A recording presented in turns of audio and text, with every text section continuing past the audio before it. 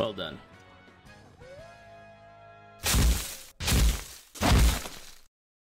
Hey, what's up everybody? This is Swagadon with Swagger Gaming, bringing you another Mage Tower video. Today we'll be looking at the Beast Mastery Hunter. If you do not want to hear me talk and just want to see the encounter played through, I've provided a link to that video in the description below.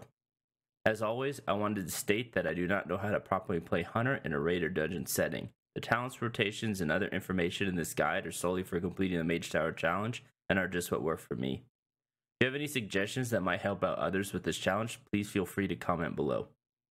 For my tier 1 talent, I chose Way of the Cobra as it is the highest single target DPS talent in this tier.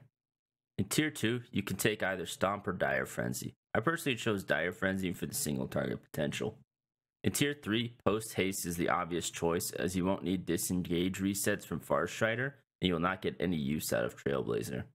For tier 4, I took one with the pack for the extra Dire Frenzy resets from Wild Call. Bestial Fury probably synergizes better with Dire Frenzy, but with the amount of target switches in this encounter, I didn't want to waste that damage during Bestial Wrath. Wyvern Sting is probably the best talent choice in tier 5. I don't think Binding Shot will work on the worm because he is standing still, and it has a lower cooldown than Intimidation. I took a Murder of Crows for tier 6 because it is the highest single target DPS talent in this tier and is fairly hands off to use. For a tier 7 talent, I took Aspect of the Beast for its simplicity as it is passive and a high damage talent. The Beast Mastery rotation is essentially to hit a button when it lights up. This is of course an oversimplification, but is what worked for me to beat this challenge. If you need a little help to maximize your DPS, I suggest starting with the Icyveins guide, which I will provide a link for down in the description. I was 919 item level when I completed this challenge.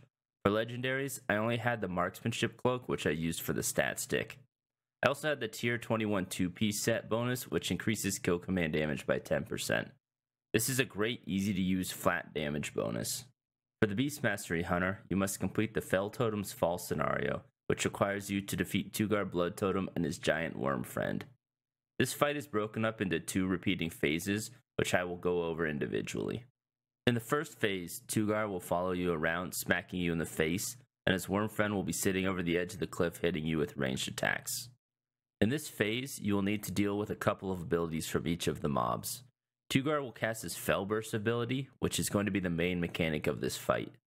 This is a high damage ability that increases in power each time it goes off.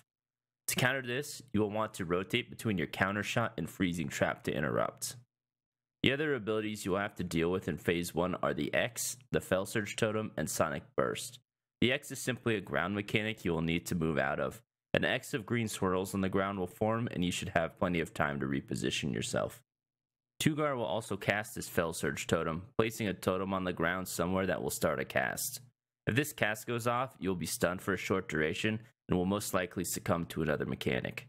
These can be easily one-shot with any ability or even an auto attack, so just keep an eye out and make sure you use the global to kill them. Lastly, the worm will cast Sonic Scream. This is a cast that silences and does a moderate amount of damage. The damage from this increases over time as well, so you should use Wyvern Sting to interrupt periodically. The second phase will happen quickly once the fight is started, and then intermittently throughout the encounter. The worm will burrow into the ground, and the encounter has all of the same mechanics as the first phase, except for the Sonic Scream. Tugar will cast Earthquake, and several rocks will fall from the ceiling and land on the ground, followed by 2 or 3 eggs depending on how far you are into the fight. The eggs will have a cast bar, and if completed, will spawn little worms that will shoot acid at you. These eggs are lower priority than the other mechanics, so the worms may spawn, but they are easily killed off. The large worm from phase 1 will be burrowing around, and if he hits you, you will become stunned for a few seconds. This is not an automatic wipe, but will put you behind, and when combined with a Fell Burst can easily kill you. When the worm starts to charge you, quickly move behind one of the rocks on the ground and he will run into that rock, breaking it and removing a stack of his armor. This will increase the amount of damage he takes throughout the fight. This is important as you need to defeat both Tugar and his worm friend to beat the encounter. One last thing to note is if you put the worm as your focus to watch his Sonic Scream cast, it will clear when he burrows, and you will have to reset him as your focus. I tried this for a few attempts, but decided it was easier to just watch my timers instead. I did not use any encounter-specific macros or Weakauras for this fight, but Bigwigs includes timers, so I was able to see when things were going to be cast. I do use Ipse's Hunter Weakauras in my UI, which can be found in a link below. Overall, I would say this encounter is probably the easiest one out of the 7. Once you're able to figure out the mechanics, you should have no problem grabbing your new appearance.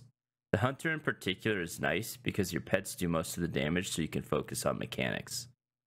What class or spec would you like to see a guide for next? Let me know in the comments down below, and have a great one.